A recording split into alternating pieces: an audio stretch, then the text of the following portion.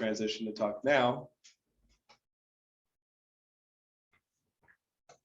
If the screen will pull up. Let's try this again.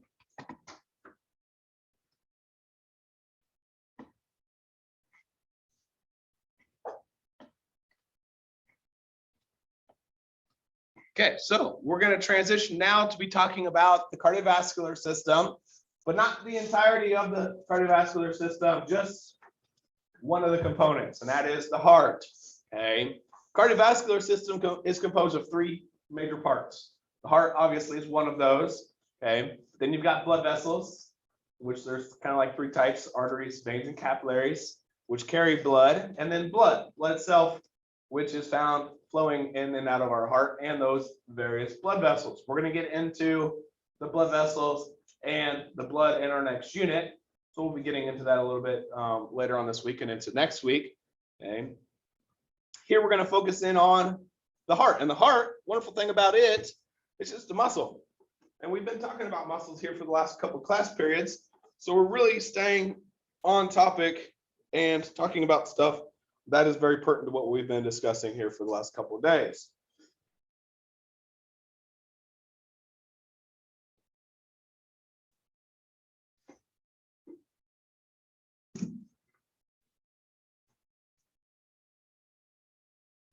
Just like we do a lot of times when we introduce a system or a structure, we'll start here for the first couple slides, just introducing the heart and talking a little bit about its anatomy and structure, so that we can then set the tone for understanding how these organs, or in this case, organ, works. Okay. As I just said, we can basically describe our heart as a muscle and is the main muscle responsible for pumping deoxygenated blood to the lungs and oxygenated blood to the rest of the body. It must beat constantly to circulate our blood through the body's blood vessels so it can reach our body cells and exchange materials with them. To accomplish this, here's some pretty cool statistics about your heart. It beats about 100,000 times a day. That adds up to about 35 million beats per year. And over a lifetime, that's about 2.5 billion beats. And that's an incredible, incredible number. And hopefully that gives you a wonderful appreciation for our ticker and how amazing it is. Structurally, it's composed of 4 chambers, or think of these like little rooms, each of which serves a specific purpose. There are 2 atria, 2 ventricles. Now the term atria is plural, whereas atrium is singular. So you'll see like the right and left atrium listed here in a couple of different slides. When it's atrium, we're talking about one specific, but atria as that word, that's both of them. We can describe those chambers as the superior chambers or receiving chambers, which is referring to the fact that they're allowing blood to come in from outside the heart by way of veins. Separating those 2 heart chambers from one another is a wall known as the interatrial septum, which is exactly what its name implies, between atria. Septum is just a fancy word for wall. Not really a whole lot of importance there, but I wanted to kind of mention it. The ventricles are the lower chambers, but also known as pumping chambers, because these are what eject the blood out of the heart and push it into a network of vessels, either to be distributed to the lungs or to distribute out to the top of our head all the way to the bottom of our feet. And separating those 2 from one another is what we call the interventricular septum. It's a much thicker and kind of more important wall, and we'll see a picture with it labeled here in a couple slides. Now, the wall of your heart is going to be composed of 3 layers: an epi, a myo, and an endocardium. But we're really only going to talk about one of those 3 layers in great detail here in this lecture, and that's the myocardium. Myo prefix means muscle, and that's where the muscle of the heart is located. It's the thickest layer of the heart, and it's not even close. It's by far the thickest layer. It is made up of that cardiac muscle that is able to contract, but it's also made up of the wiring of the heart that we'll talk about here in a little bit, called the cardiac conduction system. Okay. On the outside of that, and on the outside of the heart, is the epicardium, which helps to function to lubricate the heart. And then on the inside of the heart, lining those 4 chambers that I just mentioned, is the endocardium. Okay. Not a lot of importance physiologically goes on with the epi and the endocardium. Okay. Surrounding the heart is a tough membrane known as the pericardium. It functions to surround and protect the heart and is made up of two layers, an inner layer and an outer layer. The inner layer is actually that epicardium that I just mentioned. The outer layer, I'm not even going to get into it too great detail, but it's a tough, inelastic, dense, irregular connective tissue. It does actually prevent the heart from filling up to its maximum capacity, but it does protect the heart, so it is important for that reason. Between those two layers is a very small space or cavity called the pericardial space, pericardial cavity, full of a fluid called pericardial fluid, reducing friction between the two layers as the heart moves. Okay. Now, as I mentioned, we're going to talk more about blood vessels in our next lecture, which will be in unit, whatever that is, 5, I believe. But I wanted to kind of talk a little bit about some very important vessels associated with each side of the heart. And you can see those 5 are listed there in the bottom of the slide. And these are blood vessels that are going to either bring blood to or take blood away from the heart to their respective circulations. Okay. Those 5 listed there are all going to either be an artery or a vein. Okay. Arteries as a whole are the blood vessels that are going to carry blood away from the heart. Okay. So think arteries away is an easy way to describe that. Okay. Arteries generally carry what we call oxygenated blood, which is blood, as its name implies, that's rich with oxygen. Okay. Whereas veins, which are the blood vessels that bring blood back to the heart, generally or typically carry deoxygenated blood. Now, these terms, oxygenated blood, deoxygenated blood, you'll see a lot here for the next couple class periods. We've already seen it a couple different times here today. I want to really kind of emphasize something really quickly before I go through and talk about what the term deoxygenated blood really means. Deoxygenated blood is a phrase that really kind of, to me, is misleading. Okay? Because if you think about what the word deoxygenated blood, or that phrase deoxygenated blood means, it truly, in my opinion anyway, implies that the blood has no oxygen in it. Okay? You would think deoxygenated, there's nothing in there as far as oxygen goes, right? That's not at all the case. Okay? At rest, so like what you guys are all in a state of right now, whether you're sitting here in this classroom in Atchison or there in Wamego, the blood that's coming back to your heart in your venous circulation is still about 75% rich with oxygen. Okay? Now that's down from about 97% that's in our arterial blood, but 75% oxygenated, still a pretty abundant supply of oxygen, right? Whereas like if we are exercising, we're going to pull more and more oxygen out to a point where at maximal exercise, where we're working out as hard as we can, we're still not able to actually extract all the oxygen out of our blood. Only about 25% will be saturated in our veins at that point, but still 25% is not 0%, is it? So keep in mind when you see this phrase deoxygenated blood or that term, it's not 0% oxygen, it's just less oxygen. Okay, so now that we got that kind of cleared up, let's talk about the great vessels associated with the heart.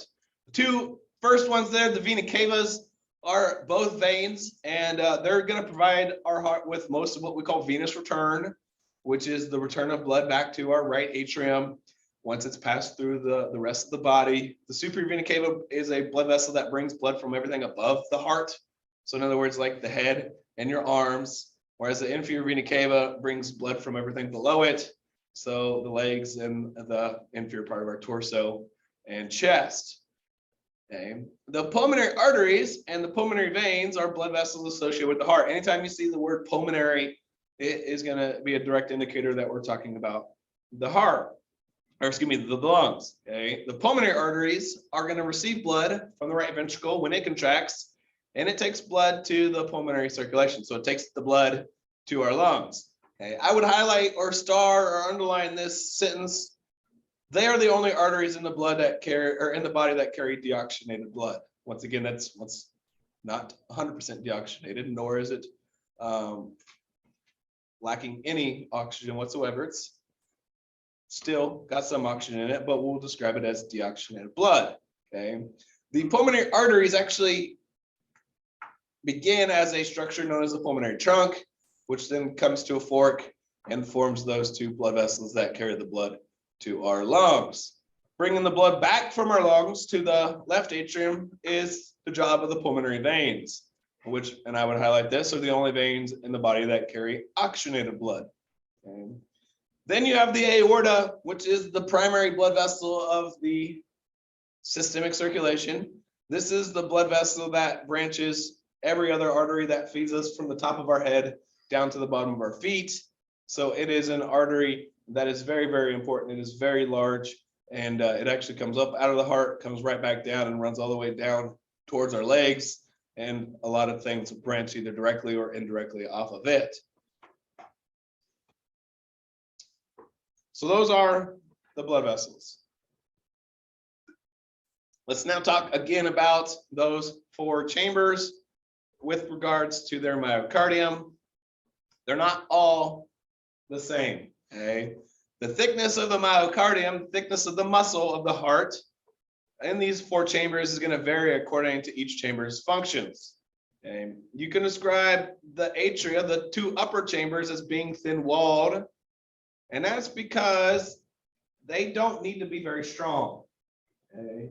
Their myocardium does not have to contract very forcefully because their job is just to push the blood from the top of the heart down into the bottom of the heart. Okay? Which obviously is not a very far distance. Okay? And they do so under less pressure than what we see the ventricles are pumping against. The ventricles are the blood vessels that push the blood out of the heart to other parts of the body, and they have to pump that blood under much higher pressure and over greater distances. Okay? So their walls have to be thicker. Okay? The thickness of the myocardium is equivalent to how strong it is. In other words, it's like the skeletal muscles of our body. The bigger they are, the stronger they are. And the bigger the wall of the ventricles, the stronger they are. Okay? Although the right and left ventricles act as two separate pumps, meaning they pump blood into two different areas, they do eject the same amount of blood, the equal volumes of blood. They do so, though, differ in their size and strength. And that's very evident with the picture on the bottom left, which is actually from a cadaver dissected in a transverse way. So essentially they've cut the heart horizontally. Looking at it from below, we can see that the left ventricle and its wall is very thick compared to the right ventricle, which is much thinner. Okay, your right ventricle obviously is thinner, but then also it's much weaker. It is described as the pump for what we call the pulmonary circulation. Once again, you see that word pulmonary. It's going to refer to the fact that this is associated with our lungs. This is the chamber that pushes the blood out, and that blood then goes to our lungs. Well, think about where the lungs are in relation to your heart. They're right next door, right? So the right ventricle only has to pump blood a very short distance, and it doesn't have a lot of resistance to that flow. And that's because there's a lot less pressure. Okay? There's a lot less force against that flow of blood out. So the right ventricle doesn't have to generate as much force. Okay? Whereas the left ventricle, that has to pump blood all the way out to the tips of your toes, tips of your fingers, to the top of your head, which in some cases can be very difficult because of the force of gravity. Okay? Especially if you're like inverted, like doing a headstand, or like when we are exercising and that pounding of the body as we run or jump or whatever pushes that blood downward instead of upward. Okay, so the left ventricle has to be about 4 times thicker and more powerful. It's facing much higher pressure, and therefore the resistance to that flow is much larger. It works a lot harder to pump the same amount of blood that your right ventricle does. Okay? We can say that the left ventricle is the main pump for what we call the systemic circulation, which is that circulation for everything from the top of our head to the bottom of our feet. And it pumps that blood through an estimated 75,000 miles of blood vessels. That's insane. How many miles of blood vessels are inside our body? That 75,000 miles is equivalent, roughly anyway, to traveling around the Earth's equator about 3 times. So it's pumping blood through a heck of a lot of stuff. Okay. Now, most of those blood vessels, you open up the body, you're not going to be able to find them without looking at the microscopic level, because most of those blood vessels are known as capillaries, and they are very, very, very tiny, not visible with the naked eye. Now, also associated with our 4 heart chambers are 4 heart valves. And they are very instrumental in forcing blood to always go in a forward manner. And by that, I mean always going in the correct way, never going backwards. Okay. These 4 valves are either located between a atrium and a ventricle, or between a ventricle and the outflow tract, or the outflow blood vessel that receives the blood from the ventricle. And they open and close in response to pressure changes that occur as the heart contracts and relaxes. Okay. We categorize the 4 heart valves into 2 categories, the AV valves and the SL valves, short for atrioventricular and semilunar valves. We call the first 2 atrioventricular valves because they are located between the atria and the ventricles. Okay. We have a tricuspid and a bicuspid valve. Okay. They are named that way because of the number of little flaps that they have. We can see them here in figure E. Tri means 3, has 3 little flaps. Bicuspid only has 2. Bi means 2. Okay. You can also describe your tricuspid valve as just the right AV valve. The bicuspid also goes by the term left AV valve, or it also goes by a very old term called the mitral valve. Okay.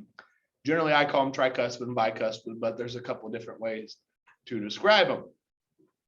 Okay. Now, associated with these 2 valves are some special structures that the semilunar valves do not have. And that includes these, what we call chordae tendineae, however that's pronounced, and papillary muscles. Okay. If you've ever heard the phrase heartstrings before, we actually have heartstrings. You hear people say, oh, she's pulling at my heartstrings, or hey, he's pulling at my heartstrings. That's actually something that we have. That's what these chordae tendineae are. They attach to those valves, and on the floor of our ventricles, we have these muscles that can pull on those heartstrings in order to prevent those valves from opening when the ventricles contract. So they prevent the ventricles from pushing blood backwards. Once again, remember, we're always trying to ensure that blood is going one directional, not backwards. Okay. So that's what the chordae tendineae and the papillary muscles ensure happen.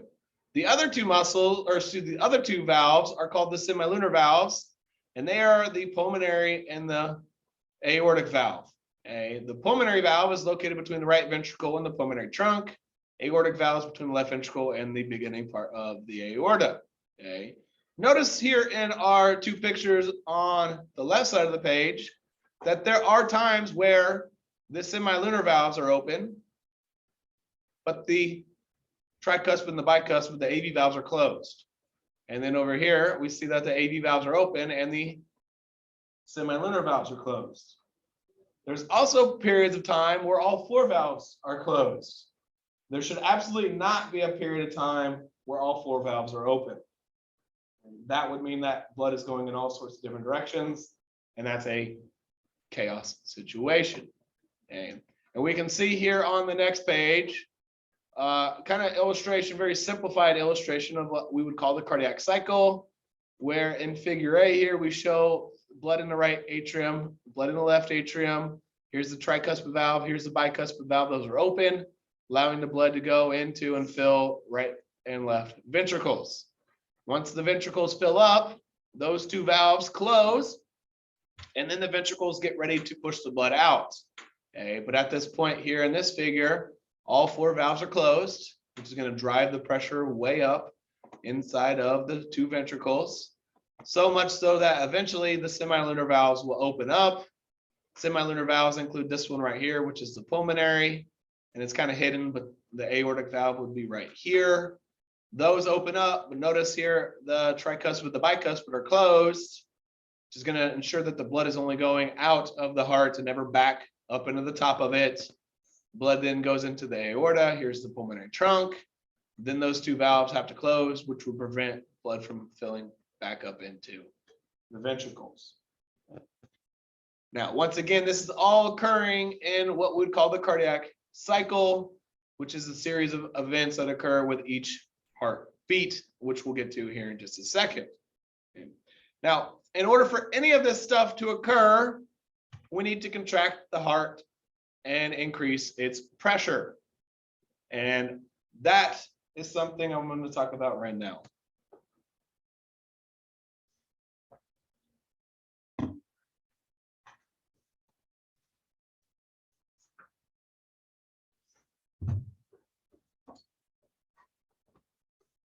Any fluid flows, and that includes blood, but also any other fluid of the body, whether that's cerebrospinal fluid that we've talked about recently, what we'll talk about here in a few class periods, lymph, whether it's some other fluid.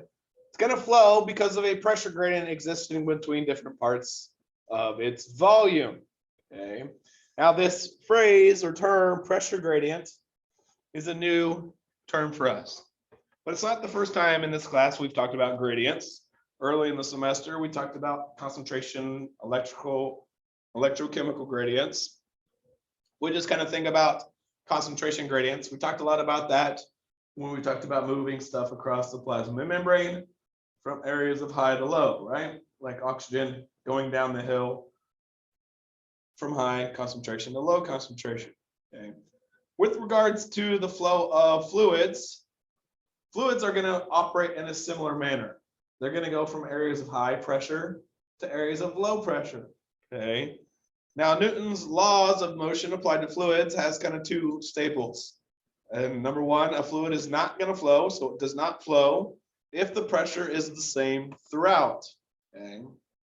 In other words, example here, we have P1 at 80 millimeters of mercury. This mmHg is short for millimeters of mercury, which is the standard unit of measure for any type of blood pressure. In fact, if you get your blood pressure read at the doctor or, by a machine at Walmart, that's what they're measuring. At 120/80 will be all in millimeters of mercury. If the pressure here is 80, the pressure here is also 80, there's not a pressure gradient because they're equal and there's not one higher than the other. If we pretend this is the inside of the ventricle, left ventricle, and this is the inside, or this is inside of the aorta, blood is not able to flow out of the left ventricle into the aorta. But when the ventricles contract, pressure goes up, and therefore it creates a pressure gradient, and this is going to allow blood to flow, which is what we're going to look at with number 2, which states that a fluid only flows when its pressure is higher in one area than in another. And it's always going to flow from high pressure to lower pressure. And so P1 now is 100 millimeters of mercury, P2 is 80. Is the flow of blood going to go from right to left or left to right?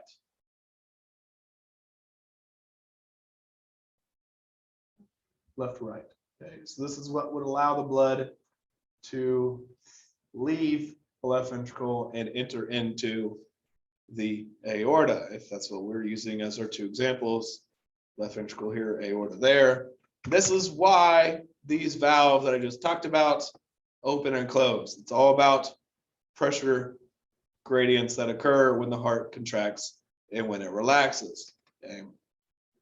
Now, looking at the title of this slide, it says the control of blood flow, part 1. Okay, part 2 doesn't come in this lecture. Part 2 will be discussed in our next lecture when we start talking about blood vessels, because the flow of blood through blood vessels is regulated thanks to pressure gradients, but there's also another factor that we call resistance that we'll talk about, and that'll be, maybe we'll get to stuff on Thursday, if not definitely next week. You guys ever wondered where wind comes from? Probably not. Most people don't think about that kind of stuff, but some people do. Okay. Well, guess what creates wind? High pressure and low pressure systems. Okay. It's the same concept. A high pressure system meets a low pressure system, the wind's going to flow in the direction from high to low. Okay. Why I bring that up is because this pressure gradient stuff is not just important stuff that we're going to be talking about here in this lecture or here in the next lecture, but in a few weeks when we start talking about breathing in and out, that's all pressure gradient stuff. It's just not fluids, it's air. Okay? And so when we talk inhalation, exhalation, we'll be talking more about pressure gradients. So we'll be getting into this quite a bit here for the next couple class periods. Where did my lecture go? That was weird.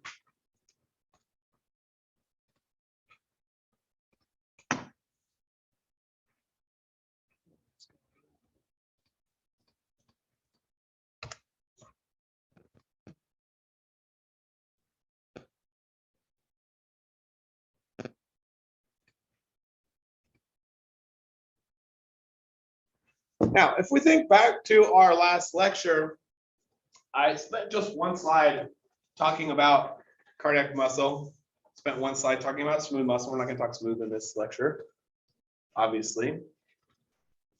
One of the things I talked about in that lecture were these things called intercalated discs. Okay.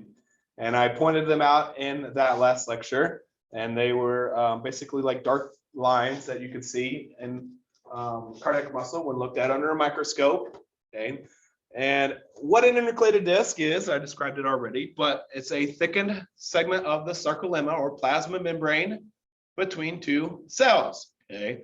Unlike skeletal muscle fibers, which are long and typically unbranched, in the case of cardiac muscle fibers or myocytes, as you'll sometimes see them listed as, some of them are short and unbranched, but a lot of them kind of have a branching or stair-step structure. Okay. What you will always find between two neighboring cells are these intercalated discs. And these intercalated discs have three special features. Two of them, the first two, help increase the connection strength between the two cells. Okay. Interdigitating folds, we can see them very nicely here with this picture, or these two cells where they've kind of been separated. But notice how it's like a zigzag connection. Think of these interdigitating folds like taking your fingers and locking them in together. And this is going to increase the surface area of intercellular contact between the two cells. So in other words, they fit together very nicely like a jigsaw puzzle. And so there's a very nice strong connection between the two cells. To also enhance the connection and the strength in which those two cells are connected are what we call desmosomes. Think of those like little welds that hold two pieces of metal together. Desmosomes are a type of cellular junction that help keep those cells very nicely, strongly connected. Now, why is it important to have a strong connection between two cells? So that when those muscle cells are contracting and pulling and stretching and snapping back, they aren't ripping apart. Okay, so interdigitating folds, desmosomes, increase the strength of the cardiac muscle as a whole. Okay, the gap junctions are going to do something completely different. Okay, gap junctions are basically like ion channels, except they connect cells to one another and enable the ions to flow from like right here into the here, or into here, or into here. Okay. And as we've previously learned, if ions flow in or out of a cell, a change is going to occur to that cell's resting membrane potential. And we spent a lot of time talking about resting membrane potentials a few weeks ago when we talked about neurons, but we did talk a little bit about resting membrane potential in our last lecture when we talked about muscles and how they contract. One thing we described with regards to all muscles is that when they become excited, in other words, when their resting membrane potential is altered, if they reach threshold, what do muscle fibers do? They contract. Okay. Now, why is this important? Well, if these cells all become excited at the same time, then they're all going to contract at the same time or in unison, which is a very important thing, as we're about to find out, that ensures that the beating of our heart is a very efficient thing. Okay? And it's very coordinated, where, keep in mind, the entire heart is not beating all at the same time. Only the two upper chambers can beat at the same time or contract at the same time, and the two lower chambers can contract at the same time. And it all relates, once again, to that forward motion of the blood to ensure that blood is not going in the wrong direction. What we cannot have is all four chambers contracting at the same time, because then you got blood kind of going in all sorts of different directions. So we have to have the heart beating in this very coordinated manner that we're going to talk about here for the next couple of slides. Now, to ensure that we are beating the heart in a very coordinated manner, we have to send the nerve signals throughout the heart in a very coordinated manner. And to do so, we have what we call the cardiac conduction system.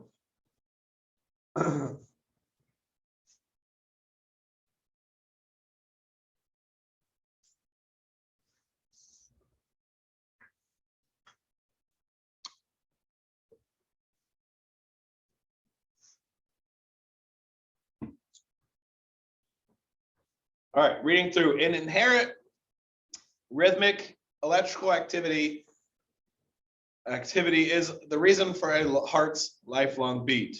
The source of this electrical activity is a network of specialized muscle fibers called autorhythmic fibers because they are self-excitable. I talked a little bit about this in our last lecture. I mentioned that the heart creates its own action potentials, and it does not need a neuron in order for it to contract. It comes from within the muscle itself, okay? And so they repeatedly generate the action potentials that ultimately trigger the heart's contractions. Only about 1% of the cardiac muscle fibers are described as autorhythmic, and they develop early in fetal life, so all the way back before we're born, okay? And it's these 1% of cells that are specialized for generating action potentials that help us create our own natural pacemaker. Okay, but those aren't the only cells that are involved here. The other cells constitute what we call the cardiac conduction system that takes that electrical action potential signal from the pacemaker and routes it through the rest of the heart. Okay, it all begins in the actual pacemaker structure known as the sinoatrial node, or as I will always call it, the SA node for short, which is a mass or a patch of modified myocytes in our right atrium underneath the epicardium near the superior vena cava. Okay, it is shown here on the next page, right there, which is once again in the right atrium, right there by the superior vena cava, which is this blood vessel there. Okay, this is where all of the nerve signals that cause your heart to contract come from. Okay, I've mentioned this before, but people can have an artificial pacemaker implanted, and that will replace this, but we're all going to naturally be born with this. At least we absolutely should be. Okay, this is where all signals originate. Okay, and it initiates each heartbeat and determines our heart rate by initiating what's called a pacemaker potential, which is just where that SA node fires after it hits threshold. Okay, and that's what we show down here at the bottom, going from -60, which is its resting membrane potential, to, I'm guessing, -55 is its threshold, just like in neurons. I'm not 100% sure what the threshold number is, but that's not a big deal. If it hits threshold, as you see here, an action potential is created where it depolarizes and then repolarizes, and then we can do it all over again, and that is going to result in a contraction of the heart, contraction of the heart, contraction of the heart. So in other words, a heartbeat, a heartbeat, a heartbeat every so often. Okay. Now, because of those gap junctions that we just talked about, those little doorways, those action potentials that originate in the SA node are able to travel throughout the entirety of the right and across and into the left atrium. So in other words, an action potential from here is going to spread throughout the top of the heart. And that's why we have these purple arrows kind of pointing all over the place in the right and left atria of our heart. Okay. Now, not directly connected to the SA node is the second node. It's the last node here to talk about, what we call the AV node, short for atrioventricular node. Okay. This is where the signal is going to then be able to travel to the bottom of the heart. Okay. By conducting along the atrial muscle fibers, the action potential reaches the AV node, which is located in that interatrial septum I mentioned earlier, the wall between the two atria. Okay. But something special takes place here, which is very important. The action potential signal slows down considerably. We call this the AV node delay, which provides time for the atria to empty their blood into the ventricles. Okay. In other words, the signal travels throughout both the atria and the atria contract, and that pushes the blood down into the ventricles. But if that signal hit the AV node and then went to the ventricles immediately, the ventricles are going to contract at the same time. But what would be the point of contracting your ventricles if they're not full? there wouldn't be a point in doing it. So we need to dump all the blood out of the atria into the ventricles, and then the ventricles can contract. Okay, so it's important that you understand what the AV node delay allows for. Sufficient time for the ventricles to fill up so that they don't contract too early. Okay. Connected to the AV node is what we call the AV bundle or bundle of His. Okay. It is the only site where an action potential can be conducted from the atria to the ventricles, and it's because of the fibrous skeleton of the heart. Here's that AV bundle. From there, it then forks to form the right and the left bundle branches, which are these two structures here. They carry the action potential signal down to the bottom of the heart. This is what we call the interventricular septum, that wall between the two ventricles. Okay. From there, the signal then travels up through the walls of the two ventricles by way of these what we call Purkinje fibers. Okay. And in doing so, the ventricles are going to respond by contracting and pushing the blood upward toward the semilunar valves. Now, as I mentioned in our last lecture, the heart creates its own signal. It absolutely does, thanks to the SA node, and it carries that signal thanks to the rest of those structures listed there. But the heart is not completely independent as a structure. We've talked about the rest and digest and the fight or flight responses quite a bit this semester. For example, what happens to your heart when we have that fight or flight response kicking in? It goes up. The heart rate goes up tremendously. Whereas during a rest and digest response, our heart rate is much slower. Okay? The SA node is affected by outside influences. Things like epinephrine, or as we call it, adrenaline, can affect how often that SA node fires. They don't actually establish the fundamental rhythm. They just modify the timing and the strength of each heartbeat. So hormones and the autonomic nervous system, sympathetic, parasympathetic stuff that we've been talking about here for the last few weeks, can influence your heart rate by influencing how often we create action potentials. Make sense?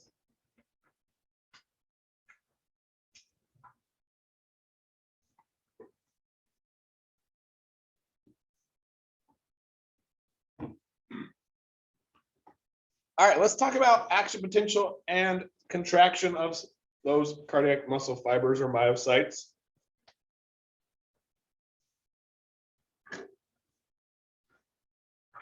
The action potential that's initiated by our SA node is going to travel throughout that conduction system and spread out to excite all the working atrial and ventricular muscle fibers. Okay, we call those fibers contractile fibers because that's what they do. They contract. Okay. The action potential of these working cardiac muscle fibers is significantly different from those of neurons and skeletal muscle. Looking at the illustration at the bottom, that is showing you what an action potential looks like in those contracting cardiac muscle fibers. It doesn't look like the action potential that we just saw on the previous page, nor does it look like the action potential that we saw in our nervous tissue lecture. Okay. It is much, much different. And it involves three phases, okay? A depolarization phase, followed by a plateau phase, followed by the repolarization phase, okay? The depolarization phase is a very, very rapid process, okay? Where we're gonna go from resting membrane potential and those muscle fibers are around -90, so it's pretty significantly more negative than what we saw in neurons. But we top out somewhere close to where we were at in neurons, around 20 or 30-ish. Okay. What we do is we wrap, I mean, this is a very steep jump from -90 to +20. And this rapid depolarization is going to occur because of an inflow of sodium, just like what we saw in neurons and just like what we saw in our skeletal muscle fibers in our last lecture. Okay. But it's an even faster flow of sodium, and it is going to flow in through what we call voltage-gated fast sodium channels. Okay? And that's just because they allow sodium to rush in so fast. Okay? What we see next, though, is where the big difference is between these cells and what we've seen previously with skeletal muscle fibers and with neurons. Okay. Instead of going around positive 30 or so and then going right back to negative numbers, we stretch out that depolarization period where we're hanging out above 0 for an extended period of time. We call this segment the plateau phase. And this is going to enable the depolarization to be maintained because of calcium inflow through what we call voltage-gated slow calcium channels and potassium outflow through voltage-gated potassium channels. So in other words, we don't see a change really to resting or to membrane potential at this point. Okay? And that's because the calcium and the potassium, they counteract one another. Okay? Whereas we didn't have anything to do with calcium previously in neurons or skeletal muscle fibers. So after the sodium channel is closed, potassium flows out, and that's why we saw that rapid deep repolarization. But we do still have potassium flowing out here, but calcium is flowing in so that we don't really see a change to membrane potential. Because if you got positive calcium coming in, positive potassium going out, there's really not a change in voltage, is there? Now, keep in mind, that's not forever. And then eventually, we're going to have to return ourselves back to resting membrane potential. And that occurs when those calcium channels close to allow the potassium to continually flow out. And then the muscle fibers return back to resting membrane potential. And that's the repolarization phase, and where we return back to resting membrane potential. Now, why is this important at all? Okay. Well, in doing the first two stages, especially the second stage, by stretching out this longer depolarization, it increases the refractory period. Refractory periods that we talked about previously, like when we talked about neurons, I described them like jumping 2 times in a row, where you can't jump a second time until your first jump's over, right? Well, in regards to skeletal and cardiac muscle fibers, refractory period referred to contracting a second time after the first time, okay? In skeletal muscle fibers, they can perform a continuous contraction. We call that tetany. And remember, we talked about tetanus, where a contraction can be maintained. And we, gave an example like doing an isometric contraction, doing a wall sit. Would it ever be beneficial for our heart to contract and hold that contraction? The answer is no. Any idea why? Why wouldn't it get blood? Because it's not pumping, absolutely. Okay. When your heart relaxes, guess what it's able to do? Fill up with blood. And then after it fills up with blood, what's it going to do? Contract and push that blood out. Well, if it contracts and just stays contracted, it's not filling up and it's not pumping that blood back out. That's why this is important. The refractory period is going to help with refilling of the blood.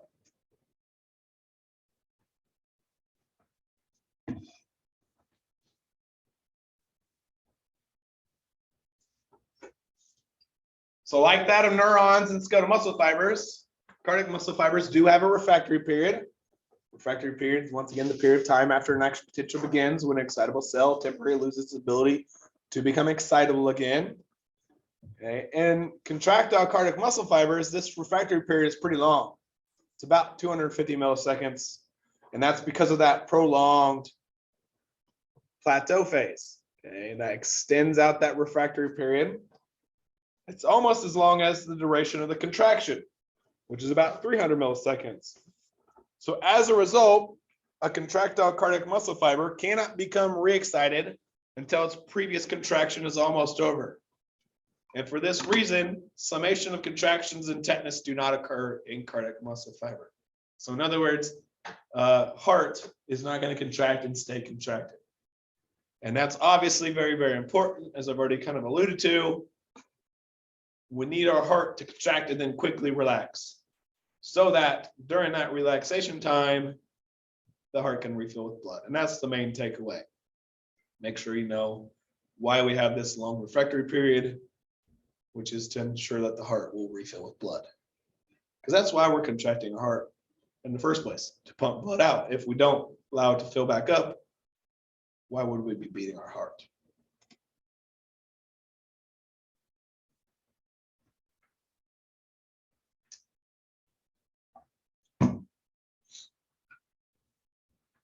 Now, all of those nerve signals that travel through our heart are detectable with a machine called an electrocardiogram. An ECG for short.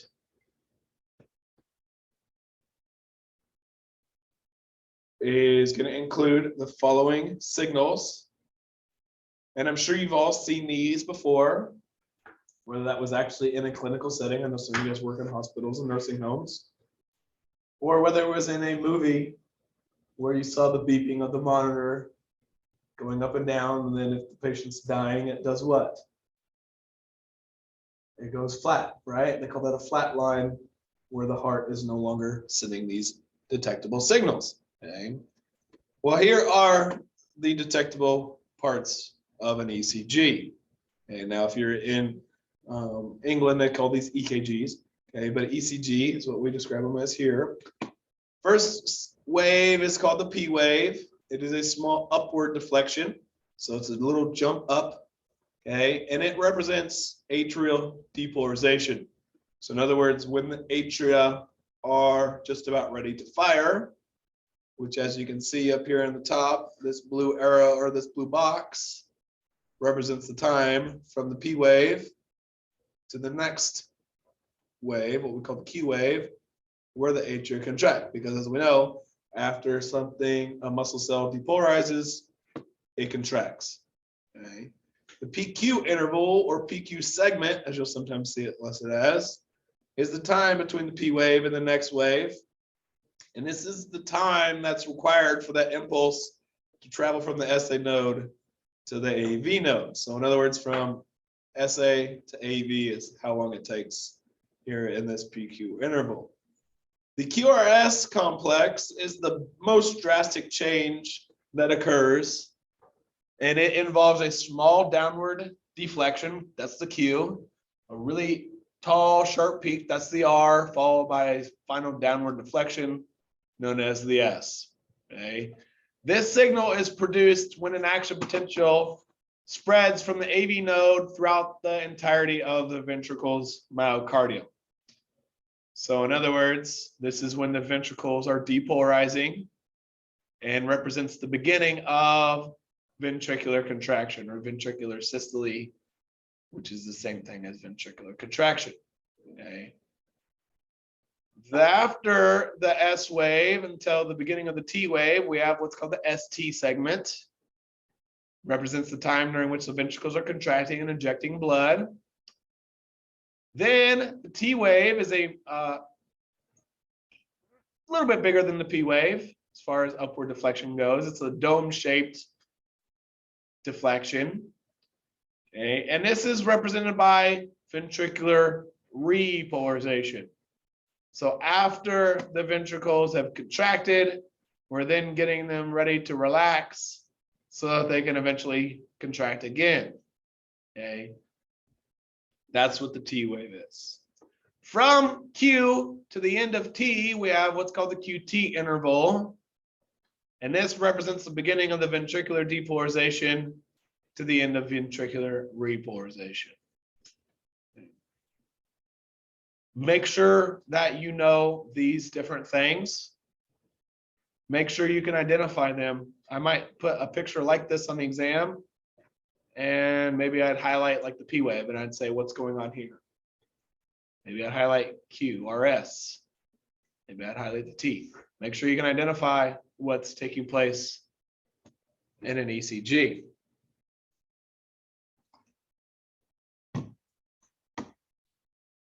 Very, very great diagnostic tool in hospital settings. You can get a lot of information from electrocardiogram. Okay. Looking here a couple slides ahead, top of the page, we see a normal ECG. Figure B there, we see, and same thing for C, D, and E. What can happen if that nerve signaling is not correct throughout the heart? Okay. I took a class when I was in grad school. We spent like half a semester just reading ECGs and figuring out what was wrong with the heart. And so you can see they can be pretty drastic. Sometimes they can be very subtle. I couldn't tell you a lot of them anymore because it's been almost 12, 15 years. But once upon a time, I could, tell you exactly what's taking place, why these things happen. It's people's jobs in a lot of cases just to read ECGs all day long and give input to the doctors and tell them what's wrong. Obviously, doctors are going to have a good idea of what's taking place in these situations. But, for most nursing students, which I know most of you guys are, most nurses, probably not going to be the most important thing to be able to read an ECG. If we go back to this previous page, I like this figure a lot because it's kind of showing you those different parts of the ECG and illustrating what's actually happening with the different chambers of the heart. And up at the top, we have number one, we're beginning the P wave, which we said is where the atria are depolarizing. And then as you can see in green here, we're going to cause the atria to contract, which is what we're showing here in step 2. And that's going to continue until the atria push the blood down in the ventricles so that they can then relax. Okay. And then the atria begin to go through their repolarization while the ventricles go through their depolarization, shown here with the QRS. Following that QRS, the ventricles contract, pushing blood out of the ventricles into the aorta, into the pulmonary trunk. Okay. What we then have to do is relax the ventricles, and that occurs because of the repolarization that we can see there with T wave. Okay. And then we're ready to start the whole process over again by beginning a new P wave. And this is going to occur for every single heartbeat. Okay. And those 3 P, QRS, T waves should be prominent for every single heartbeat. Now, a couple of words that you saw there, a couple different points. For example, in number 4 and up here with number 6 are the terms diastole and systole. You may have seen these terms before, or a version of these words before. If I say the word systolic, diastolic, I imagine some of you guys might recognize those terms. And when you hear systolic, diastolic, can you describe what you typically are referring to? Blood pressure. And that's why you get 2 numbers when you are getting your blood pressure read. You're getting the pressure in your blood vessels during systole, pressure in your blood vessels during diastole. Okay. As you've learned, the atria and the ventricles depolarize at different times because the conduction system routes cardiac action potentials along a specific pathway. Cardiac cycle refers to the steps involved in one complete heartbeat and consists of 2 parts: systole, which is where the heart is contracting, and there's atrial systole or ventricular systole. Diastole is where the heart is relaxed or expanding, and there's both atrial and ventricular. Okay. But if you're getting your blood pressure read and you get those 2 numbers, those numbers are produced because of what's going on with the ventricles, not with the atria. You can take those 2 things, systole and diastole, and apply them to what we call the cardiac cycle. And the cardiac cycle, as you see here on the next page, includes 5 steps. And once again, these take place every single time the heart beats. The first is what we call atrial systole or atrial contraction, which is the name tells you exactly what's happening. Contraction of the atriomyocytes, increasing pressure within the atria, forcing the blood to be ejected from the atria into the ventricles. Now, in order for this to occur, the atria can contract, but the ventricles must be relaxed. The end of atrial systole is also the end of ventricular diastole or ventricular relaxation. And at this point, the ventricles are going to contain about 130 mils of blood. Each ventricle will contain that amount of blood. We call this volume end diastolic volume because it's the volume at the end of diastole. Step 2, and this is a very, very short phase. Isovolumetric contraction is the beginning of ventricular systole when all 4 valves are closed, which is going to cause pressure within the ventricles to drastically increase. At this point, we would describe the contraction of those cardiac muscle fibers as being isometric. We've seen that term isometric before. Okay, like a wall sit that we do with our skeletal muscles, where the muscle fibers are not changing length. In the case of these cardiac muscle fibers, they're not changing length, and that's because the force is not quite strong enough to cause them to shorten. Finally, when enough pressure is created with the contraction of those ventricles, the semilunar valves open up. Those are the pulmonary and aortic vessel or valve, and those allow for the blood to escape the ventricles, and that's what we call ventricular ejection. Okay. And then blood is ejected from our heart. And I mentioned earlier that the left ventricle and the right ventricle pump about the same amount of blood, but the left ventricle, which is about 4 times stronger than the right ventricle, pumps against higher pressures. Pressure in the left ventricle has to rise to about 120 millimeters mercury, whereas pressure in the right ventricle only has to climb to about 25 to 30 millimeters mercury. Now, your ventricles don't actually completely empty the amount of blood that was in them. They started with 130 mils, but they eject about 70 mils. So you take this number, 130 minus 70, and what you are left with is 60. 60 mils is what we would call the end systolic volume, the volume in each ventricle at the end of systole. Then we have to relax the ventricles. That's what isovolumetric relaxation is. Beginning of ventricular diastole, where all the valves become closed again and the pressure in the ventricles drastically decrease.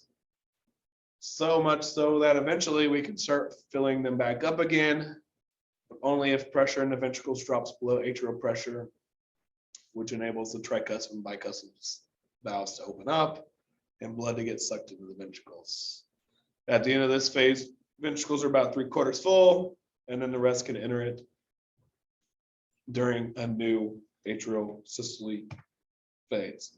Okay, so those are the 5 steps, and we're going to go through them again here on this page with this really complicated looking figure, but I'm going to break it down for you.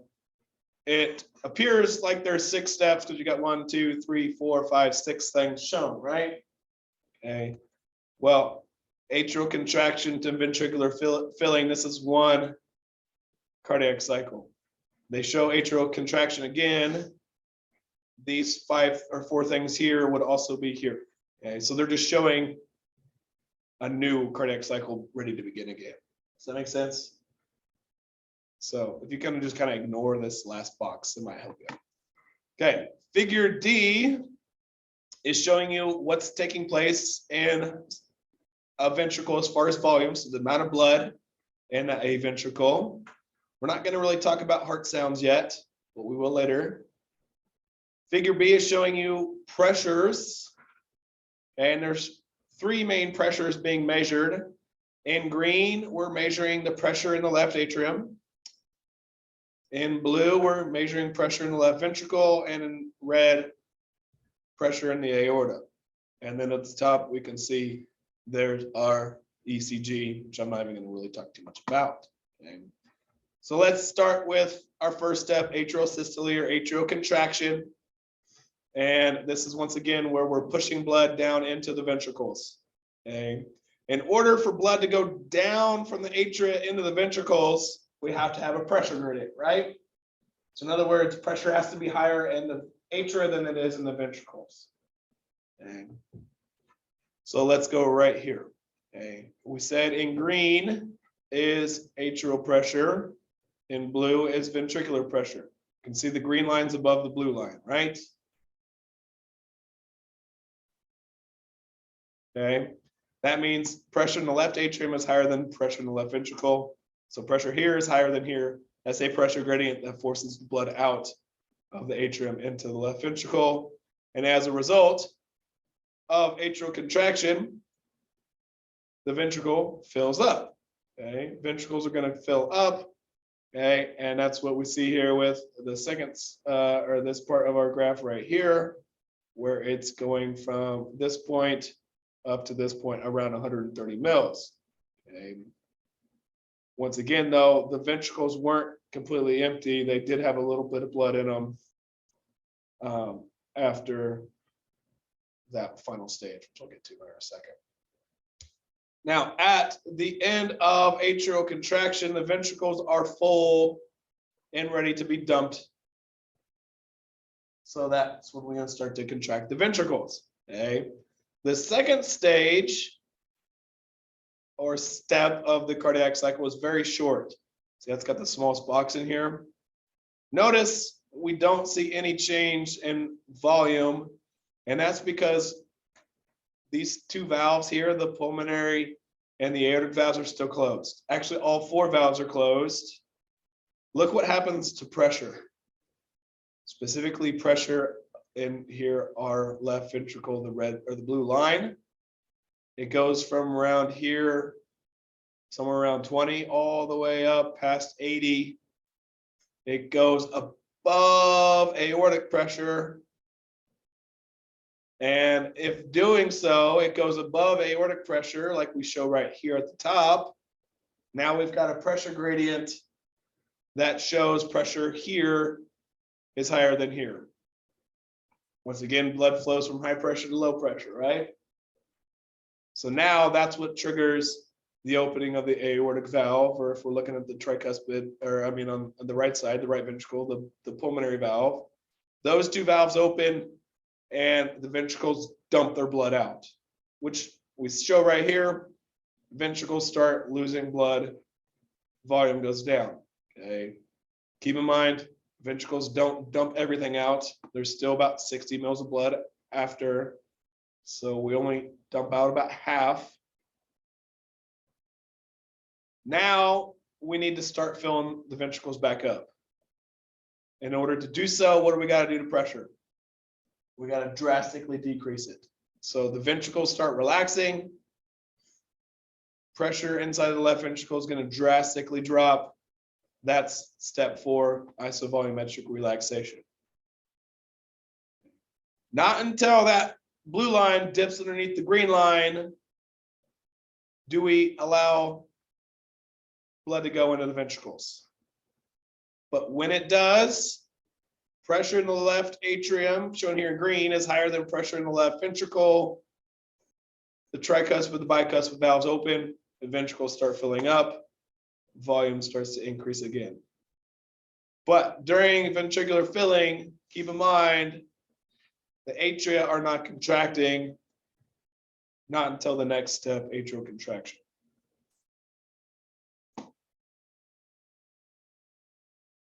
And that's when the ventricles get topped off all the way to around 130 mils. Complicated, right? Take some time, make sure you know these 5 steps. There will be several questions on them. You're not going to have to work through the graph or anything like that. Really, it's kind of like a 5-part graph, but it is something, if you can work through your way on it, you'll be in good shape because it is complicated. Okay. I'm going to stop here. We'll start with excitation, contraction, coupling on Thursday and go from there.